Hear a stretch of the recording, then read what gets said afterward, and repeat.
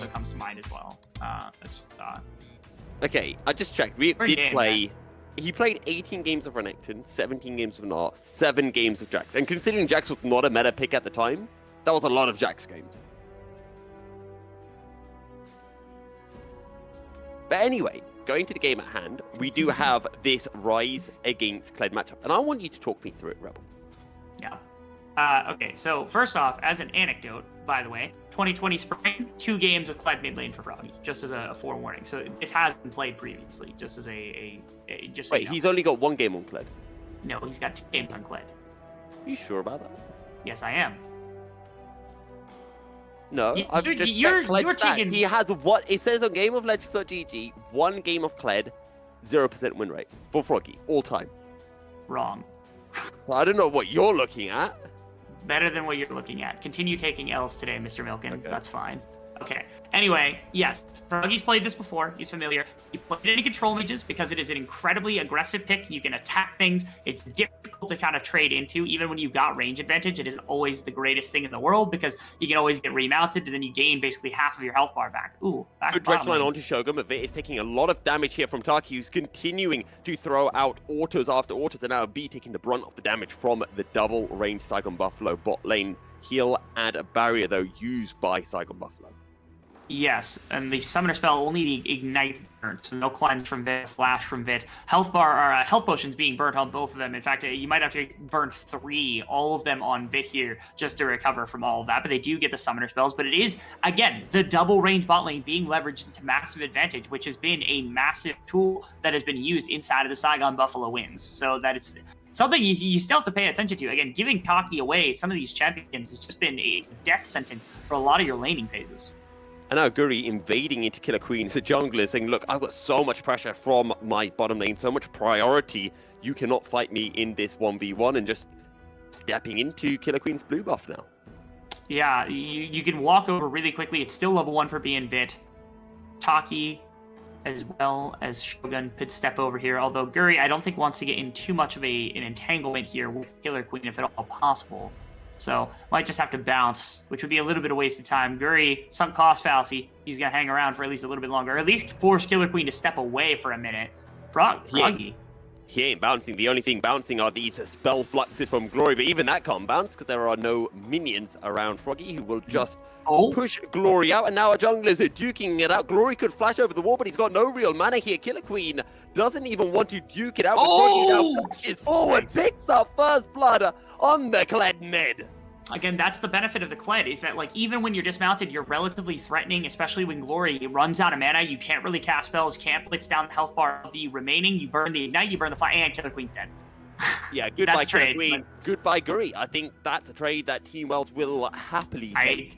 Yeah, but they don't like this, which is the double marksman coming in and making sure that they're going to punish on the other way through. Also, Hosmet died, by the way, in the back line. So we were talking about Nagia being one of our famous Jax players. Here he is, popping off in the top lane, already getting a solo bolo up against the Gwen in the top side.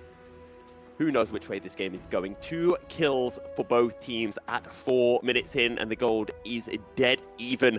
Glory, though, despite having given a kill over to Froggy, or Froggy taking a kill from Glory, does have a very comfortable CS lead, as we get to see how exactly Nagia got this kill onto Hosmet. Okay, yeah, Hosmet is he's something else, man. He went the exact opposite direction. I think he was trying to fake out Nagia, and it just did not work in the same.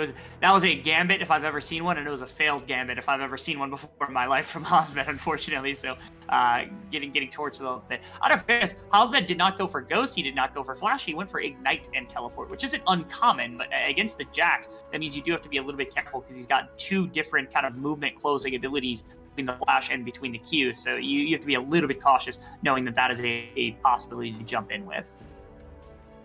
First strike of the game is up for the taking, and Glory now has a tier. He has a mana crystal, which just means that he has a little bit more presence in lane, is able to clear and push waves in and then roam around to objectives such as this Ocean Drake. Absolutely. The early kind of wave clear advantage coming through from Glory. Glory's just going to farm up to the best of his abilities. You got to see more activity from Froggy to be able to kind of get out and about and to be able to respond to a lot of this. So that's something. The other thing is, I wonder if it is going to be a Titanic Rush. That used to be how Kled worked. I don't know that it's still the case in like the modern version of Kled mid, because this champion doesn't get played all that much in the mid lane for a number of reasons. I know when Heartsteel was super good, like Heartsteel was actually really good on play because you could constantly proc it against whatever enemy you had. And so you could do like a Heartsteel Titanic and become an absolute beast with like 8k health and still do a bunch of damage too. I don't think that's how this is going to go for Froggy. I have to imagine it's going to be more damage than anything else instead of just going for pure health stacking. Vit, just looking a little bit healthier than Shogun right now, is down at 20 CS. Good dredge line, but Guri is here. Can they get the damage out onto Shogun quickly enough? Killer Queen is slowly making his way down to get the route onto Guri, and here comes Killer Queen. The Saigon Buffalo have already been able to back off, as now Nagia is the one under threat from Hazmed. However, Nagia still has ult, and Hazmed has used his. Will be able to land a counter-strike underneath the Hallowed Mist. And Nagia does survive, so does Hazmed. Both top laners very low. And it's actually interesting because, okay, never mind. We're getting a bit of action. This might be a run. Okay, both of them were just kind of startled there for a second as they both ran into each other in the Dragon Pit and just bounced immediately. Back to mid lane. And this time, Froggy will be able to land a bear trap on a rope onto Glory. Be just hovering around, so no extra aggression from Froggy in the mid lane. So big things that happened, just to point again, a little bit of action towards the bottom side just to try to break loose a little bit of something for both Shogun and Taki, and then also for Vit and B, and everything kind of gets neutralized out. Top lane, the interesting part of that 1v1 was that Saigon, Hazmed specifically, if he autos once or twice and is able to get some Q stacks, probably just executes Nagia. The problem is he wasn't able to auto attack because of the counter strike. So while he was trying to dodge out on the stun by being far enough away and utilizing the W to space away from Nagia, he couldn't auto attack, and so he couldn't you that actually did any damage, which is, I think, the big issue there. That Hazmed was so close to being able to pull a 1v1 kill against Nagia as Nagia ran back in. But again, denying those auto attacks to be able to charge with that Q meant that there was no way for Hazmed to actually get enough damage to threaten Nagia's life. So both of them just had to walk away from that as well. The Saigon Buffalo have found a window now to start and secure this first Drake of the game, just like they did in Game 2, and I want to say maybe Game 1 as well. All the while, though, Glory just bullying Froggy in this mid lane, now has a 25 CS lead, which more than compensates for that single kill that Froggy has. Very easily. This is part of the benefit of having Ryze, is Ryze just has some of the best wave control in the entire game for any mage. It's really difficult to deal with, especially now that like the Catalyst and the tier is done. The mana sustain is really high. The health sustain even is really high for Glory as long as he continues capping. So it's a great position. The Ryze has a much better control of the laning phase until, again, if it ends up being, it is a serrated Dirk as opposed to anything else coming through from Froggy, so really wants to put some additional damage out. And outside of that, again, I was wondering if the Tiamat would come out early just so you have a bit more wave pressure to deal with here, but it's not going to be, that's not going to be the case. So it should just be Glory kind of controlling the next 3 to 4 minutes very easily, if not, the foreseeable future inside the mid lane, because there's not much to do. A nice flash from B to get away from that ultimate. See, that's how it's done. Glory sidestepping very nicely the enchanted crystal arrow. While Saigon Buffalo were able to get the Drake on the bottom side of the map, Team Wales were able to find a window to secure the Rift Herald. And where would you like to see that Rift Herald being dropped? Because right now I'm looking primarily towards Nagia on this Jax. Yeah, Nagia seems like a solid option, especially with like 3 melee champions that all auto attack. Getting a Jax up and ready inside of a game means that you have quite a bit more interaction than normal that the Jax would have. If you have a standard mage in the mid lane, if you've got like a tank or something, Jax probably isn't going crazy with interaction in a game like this, so you don't need to get ahead. B flashing forward. Guri is here, but so is Killer Queen. And Vit just gets absolutely eviscerated. Guri locked down, but B is going to get taken down before Guri even gets into any trouble whatsoever. Piercing arrow will chunk Killer Queen down, and Saigon Buffalo get 2 kills. And this I have, like, Guri has played a lot better of a counter-ganking strategy over the course of this game than what we've seen previously.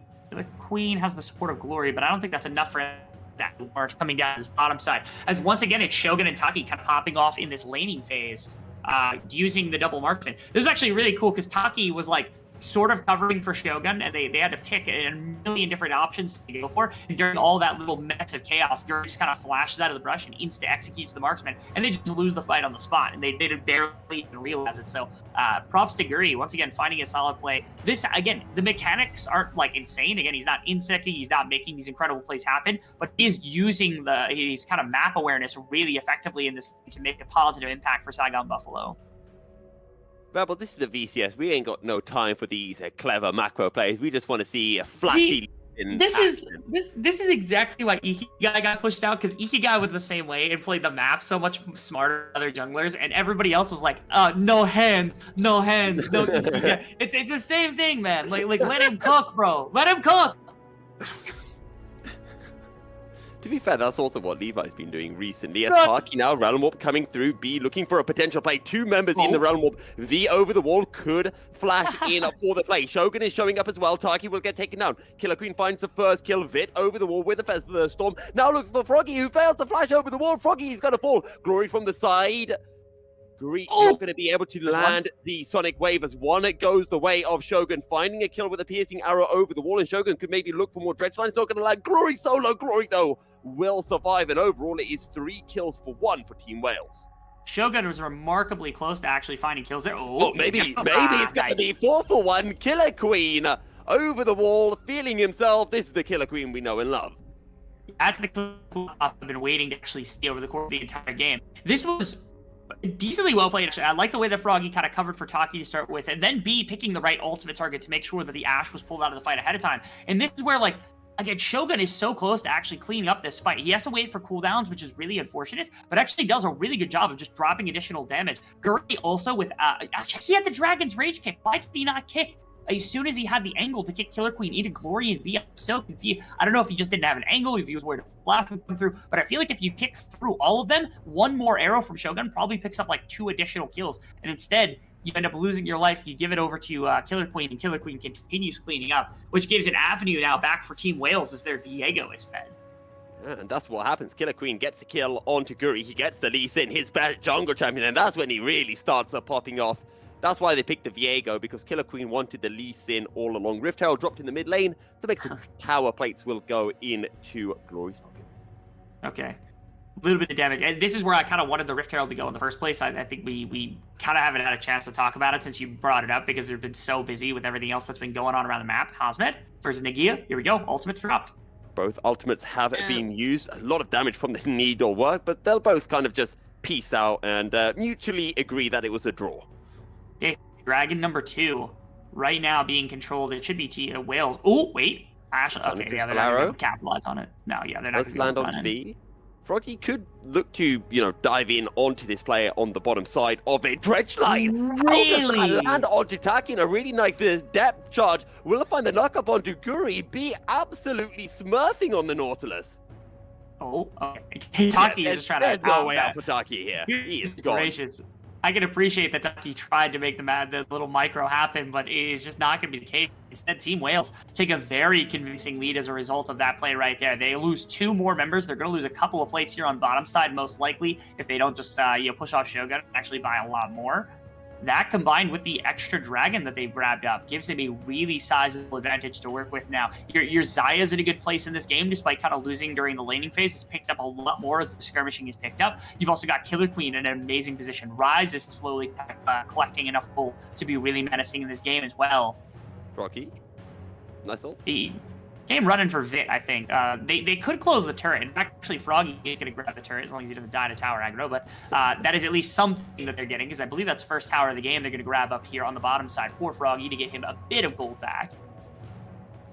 Still, though, down in gold relative to Glory, who is 30 CS ahead, which is the equivalent of about 600 gold, which I think evens out against the kill and first tower gold. Yeah, I mean, you got 450 right there, so that bridges quite a bit, and then the additional kill and the additional assist is, I guess it's just an additional kill more than anything else. So, yeah, they're probably about even in gold, relatively speaking, in terms of effective itemization as well. Like, we haven't gotten to a completed item yet for Froggy. It's going to be a minute for Glory to actually, like, Rod of Ages is stacking 7 minutes from now. It's going to be an absolute beast item. There's the Stride Breaker. That's what I was waiting for. So now, Froggy needs to start kind of being the big kind of driver for fights, because now you throw the ultimate in, you hit people with Stride Breaker, and there's a very real possibility you're going to be slowed and end up being brought down. You need to deliver Shogun and Taki as well, because they're a good amount of the damage that you have kind of behind you at the moment too. So you do have to be cautious about that, is putting your marksman in harm's way versus getting the damage out of them that you need to win fights. Team Wales now pushing in the mid lane. They're looking for their first tower of the game. With 4 members pushing forward, Saigon Buffalo are going to have to retreat, and Vit very strong right now with the Gale Force. Chains of Corruption on top of the Enchanted Crystal Arrow, but Glory won't get chunked too low down. Team Wells will take the tower, and Team Wells will make their retreat.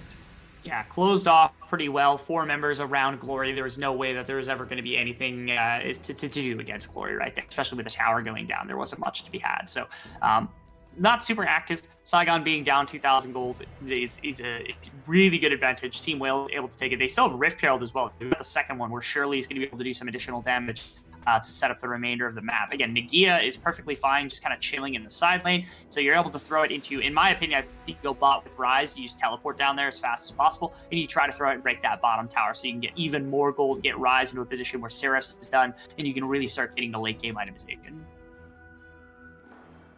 Team Wells can just continue waiting to get some more items, particularly on Glory. That Rod of the Ages completed. 60 or so stacks away from having his tier completed, which will be going towards, oh my god, I'm forgetting names, Seraph's Embrace. Or is it Archangel Staff before it upgrades? I think it's Seraph's before it upgrades and then becomes Archangels. Ah. Yeah, I could be wrong. It might be backwards, but... Bit of a lane swap as well. Glory now. Oh no, did you see that overload? Yeah, that's fine. Glory being caught out by Harsmith. He does flash into the Enchanted Crystal Arrow. Realm Warp being used, cancelled, as Glory will fall. Killer Queen now on the run, but Guri's showing up. Good flash from Killer Queen out of the Sonic Wave. But here comes the rest of the Goon Squad, and Shogun will land the Chains of Corruption. 2 kills for Saigon Buffalo, and a shutdown for Shogun. Now where did that come from? Saigon Buffalo. All 5 members in the top lane, multiple ultimates, and they do pick up 2 big kills. They're going to get a turret off of it. Like, it is a decent gold exchange, especially because bottom tower and mid tower are already broken, so no tower pressure really coming through from the side of Team Wales. It looks like they're shifting into bot trying to find something. This was sexy right here, but did Glory try to flash over the wall, and that's why he shorted it? I feel like you get a little further with your flash, one way or another. Ended up shorting.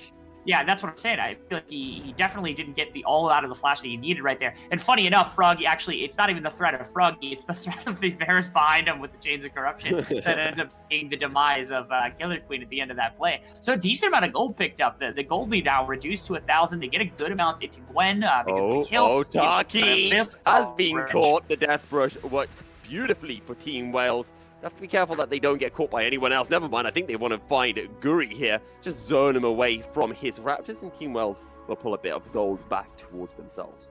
You know what? Now that I'm thinking about it, Mookie, I think I have to change my statement. I'm pretty sure it's Archangels and it turns into Seraph's Embrace. I think it's Archangels first. Okay, I'm convinced of that. That's what I thought it was initially. Whether it's wrong or not, that's what I'm convinced of. What it is now. One thing we know is another tower has fallen, and Team Wales are looking for the play. Snap, and down goes Guri. And sure, Nagia is going to fall as well, but Team Wales still looking. That ultimate! But so much damage out from Harsmith and the Needlework. It's a triple kill for the Saigon Buffalo top laner. Bladecaller will find the lockdown flash forward, piercing arrow auto, and Shogun gets another shutdown. Okay. Harsmith heard me talking shit after game 1. He was like, yo, hey, but my 20 AP pop is fair, bro. Don't at me. And he popped off on Gwen. Why not just play Gwen in the first game, homie? Like, what are you picking AP Sejuani for? You've got an AP Sejuani right here. Look at him rip through this team. There's so much through damage. Guri has kick. You got arrow. When you're clustered like this, look how easy it is for Gwen to just pop off. Watch this third one right here. Boom. It will win the fight. 3 members erased, Milky. Or anything else. And then I love this little trick from Shogun because he's charging an arrow, but it flash cues early because you're not going to be expecting to have to like dodge the arrow that quickly, and then the auto comes through, which is a cute little trick from Shogun to have tricked Vit into not being able to dodge at the right time, which is kind of cool. That gets them another dragon, evens up the gold advantage. That is a huge dub for Saigon Buffalo, who somehow have dug themselves out of a bad position. It seems like usually they fall victim to these mid games and end up losing a game slowly, but this time they're fighting back. 4-1 now for Harsmith on the Gwen. has completed the Shadow Flame as well. And as you mentioned, right, Gwen is literally just an AP Sejuani. I don't know how you came to that conclusion. I didn't say that. I did not say that. Yes, you did. Yes, you did. No. I've got to go back and clip it because you definitely said that. If I said it, then it's not how I meant it. Because what I meant it to Okay. say is, why are you playing AP Sejuani when Gwen exists? Like, why would you Right, ever do okay. that? Like, why would you play that? Like, you've got the damage with the Gwen, unless you're looking for the hard CC. But like, even then, it's just, like, it feels like the way he was playing that Sejuani was more like an AP like version of, or like a Gwen that just has CC instead of anything else. So why not just play the Gwen because you got more damage anyway? Which again, you called me wrong for talking trash on Hosmet, saying he's been having a bad split, because he has. But he has proved us wrong by being one of the better players here inside of these games for the last two sets here against Wales with his Gwen pick. Now, let's not forget, Wales are still getting stronger and stronger. 2 items completed for Glory. Nagia just on 1. So Hosmet is going to be a much bigger threat than this Jax, at least for the foreseeable future. Surprisingly. Yeah, considering that Nagia had a really good start to this game. Yeah, he solo killed Hosmet and then was up a decent amount of farm during the laning phase. It's just that Hosmet in teamfights, the Gwen gets so much value for being able to hit multiple targets. You can see the snipper clips alongside the threads are just doing so much to the side of Team Wales. And again, you think about, like, you've got like Varus damage to worry about, you got like Ashe Imperial Mandate, that on top of like a big kick. You could legitimately kill an entire team with like one solid set of abilities from Saigon Buffalo. A little difficult to try to line up properly, but not impossible by any extent whatsoever. And then the other person to watch out for is that 2 items now completed on this Xayah, but Shogun is on 3 items. Almost has the Manamune completed into the Muramana. Yeah, 360. And yes. he does have that. He is going to hurt a lot. And that's kind of Varus power spike on those 3 items. Yeah, then you get additional kind of flat armor or a percentage armor penetration, and then it doesn't even matter if you're tank more than anything else. So that's another big one. I'm keeping my eye on Glory because, again, this is somebody who has clutched on this champion in the past, been able to full carry games. Before he was on Team Wales, he was on teams that were less successful and was able to find good success on the Rise pick anyway, being just a massive carry for the team. Already on 2 completed items with the Seraphs and with the Rod of Ages now fully stacked, is getting into later game Rise type territory. We are level 15 already compared to everybody else. Like right now it's 14 for Hosmet, who's been going crazy, but you're ahead. You're going to hit level 16, get your 3rd tier of ultimate. You're going to be able to get that 3rd Q upgrade Enchanted Crystal Arrow lands. Shogun is going to be in range for the Chains of Corruption, and indeed does land. Hosmet though taking so much damage to the gear, almost able to get the kill, but in the end Hosmet will claim a victory with Taki and Shogun for assistance. He thought he would get the kill, but unfortunately there were reinforcements. Not only does Nagia get Ashe Arrowed and Chains of Corruption in the midst of all of that, still almost got the kill against Hosmet, and Hosmet had to pop ultimate. In fact, if our team wins, I would have been looking at Baron and being like, you know what, they're down like 3 massive ultimates. We might actually be able to take this fight, but I don't think they're quite strong enough. If this were like 3-item Russ, 3-item Diego, I would say they should have just jumped on it immediately. Instead, it's Buffalo made their way up the map and are now actually looking at the minimum setup, probably jump for setup, as it seems like Shogun is going to be back in for a second. You can tell they were a little bit impressed about it. The potential was there at the moment. Well, Baron is up for the taking, but Saigon Buffalo don't think that they have a good window to attempt to secure it, so they're probably just going to wait half a minute, look to play for the Drake, which will be their sole point.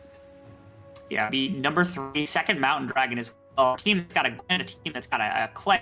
They can live forever in the back line if they have enough kind of, especially look at Xayah's build. Xayah has gone for not Kraken there, so there's no true damage. Did go for Navori, but doesn't have penetration of any kind, and he's gone for Maw because you need it, because Gwen is absolutely devastating your health bar. No penetration on Rise, didn't go for Sork Shoes, instead went for Lucidities. That's pretty common. Hasn't had penetration, probably goes for Rabadon's next. That means, again, no way to shred resistances. The best way you got it for AD is this Black Cleaver coming through from Killer Queen. Not going to access everybody, not going to rip through everybody's armor most likely. So I think this Mountain Drake is going to be a really, really big point of contest, especially the Soul Point when Team Wales round for the next one. It doesn't look like they're quite in position to make this happen unless Glory decides to TP. Give this one up. The Soul Point's got to be contested. You cannot give them a shield and triple stack Mountain Drakes, because otherwise they might just be too tanky for you to kill. Glory did eventually teleport, but I don't see why, because the Drake had already been secured. He could have stayed on the top side of the map, maybe even been able to pick up the top lane in a tower. See, I also... Glory, he's fast, but now he's in the realm orb. Is there any way out? No, he's kicked out of the realm orb, and now he's stuck in the Baron pit. The rest of Team Wells are making their way over to try to keep Glory alive. He's all by himself in the Baron pit. There's nothing that he can do, and Baron is just going to kill him. And Glory just has to sit in the Baron pit and die. They actually just let Baron kill him. That's really funny. Yeah, I don't know anything about what that was he going to look from Glory. Now they're going to fight a 4v5 around this Baron. The best thing to go for is to try to drive him off. There are ultimates down from Saigon Buffalo. Oh, B, you're so close. Killer Queen going in, looking for Froggy, not yet dismounted. Counter-Strike already charged up by Nagia. Can't find a way in. Flash from Taki. Baron down to 3,000 health. Killer Queen's not going to be able to find any way into the pit, and Team Wells are going to be forced to retreat. Yeah, okay.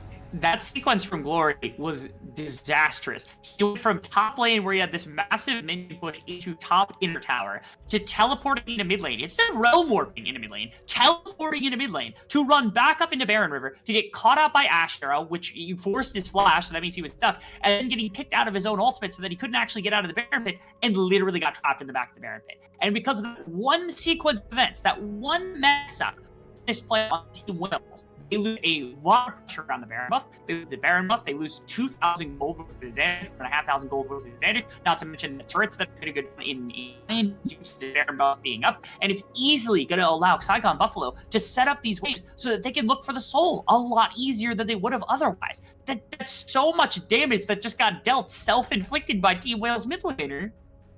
I guess one silver lining for Team Wells is that the Baron buff will end about a minute before the Mountain Drake does spawn, so might give them a chance to just get waves into a slightly better situation before they have to fight for what would otherwise be Saigon Buffalo's Mountain Soul.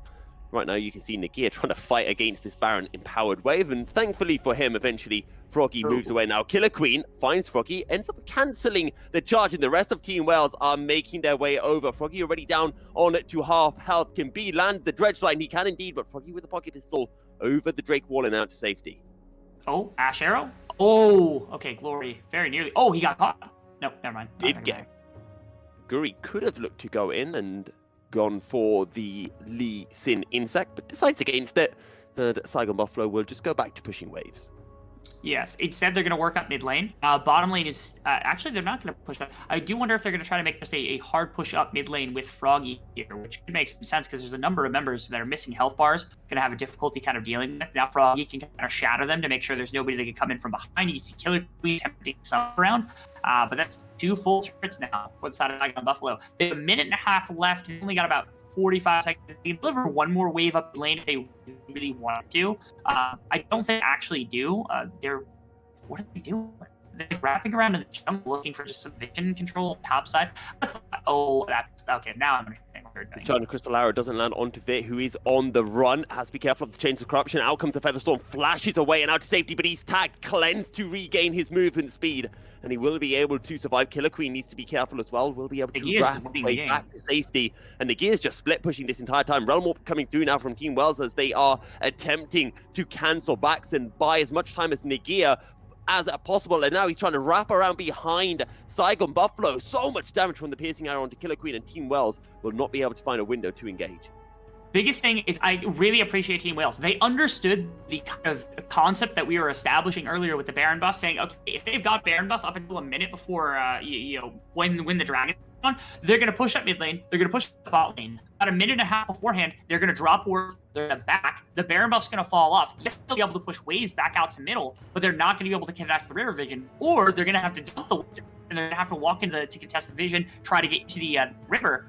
In this case, they actually jumped the timer and just started fighting, and they said, okay, we didn't really lose anybody, didn't lose a ton of cooldown, a lot of the Vit there, but yeah, he usually doesn't click in anyway, so it doesn't matter that his safety is gone for the most part. And that means that Team Wales, they actually have a legitimate contestable position for this Mountain Soul that's popping up in 15 seconds. They've got a pathway in. I gotta see Glory get here as fast as possible. Gotta see Nagia get here as fast as possible. They're getting their last few items in before that soul point fight, because it's such a pivotal kind of point in this game to be able to take away the Mountain Drake from Saigon Buffalo to make sure the soul point does not go over. Although they just gave line up mid lane. Yeah, and Hosman's just going to push in the mid lane while the Drake is being Who's in started. there? So at worst for Saigon Buffalo, they're going to be able to get an inhibitor.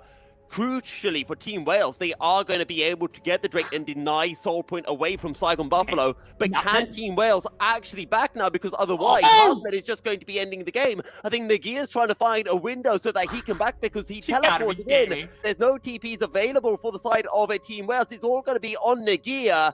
And Saigon Buffalo cannot find Nagia. They cannot end the back. Realm Orb now coming through. Vit, though, left on his own because he's in the air. He can't take the Realm Orb. Nagia is going to be able to get the kill onto Hosman. Surely jumping forward. Nagia is so low. Nagia is still alive. But Hosman comes out of stasis, gets the kill onto Nagia. So while Team Wales are able to get the Drake, Saigon Buffalo get 2 kills for 1. They get 2 kills for 1. The Dragon does go to Team Wales, so they shut that out. But now mid lane inhibitor's down, which means that there is a massive attacking point when the Baron spawns in a minute's time. That's going to set up so much for Saigon Buffalo because the mid inhibitor means that they have to put so much attention into it right now. They might just have to try to flip the Baron as well. Like, if they don't, then if Saigon gets the Baron buff, they crack the top tower, they probably crack another inhibitor, and they're able to set up for the next soul point. They're able to pull quite a bit more gold advantage. And notably, Alpha did almost kill like the second Nexus tower, but also had Rabadon's gold. So just backs and gets Rabadon. This all happened before the Rabadons got purchased. So like, if you thought that was a close fight, it's no longer close. That's just not going to happen again. The Rabadons has made him an absolute monster in this game now. In fairness, Glory is very close to being able to pick up Rabadons. On his last back, he actually picked up a stopwatch. So he was a few hundred gold away, level 18 as well.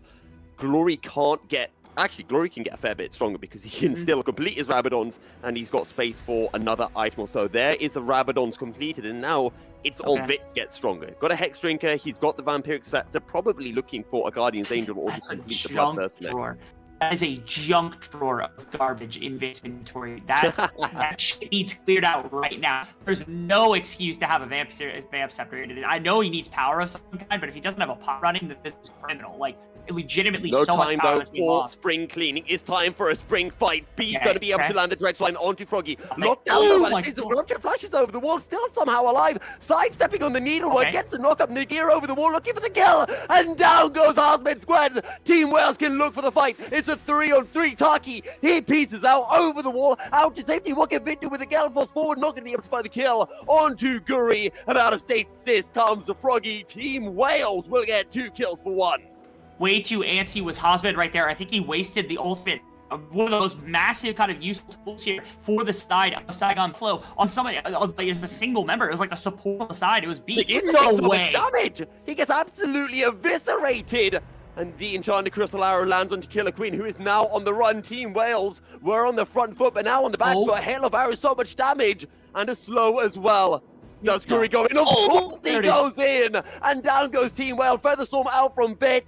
Blade Caller will do nothing, and the base is open for the taking for Saigon Buffalo. It's only B left standing, another 30 seconds before Nagia is up, and this is it. This is the final play. It looked like Team Wales had found a way back into the game, but Saigon Buffalo say absolutely not. They march onto the open nexus, and Saigon Buffalo will take down Team Wales 2-1. In an absolutely incredible game, once again, from Saigon Buffalo. That double Archer bot lane coming in clutch for them to wrap up this series. Guri's Lee Sin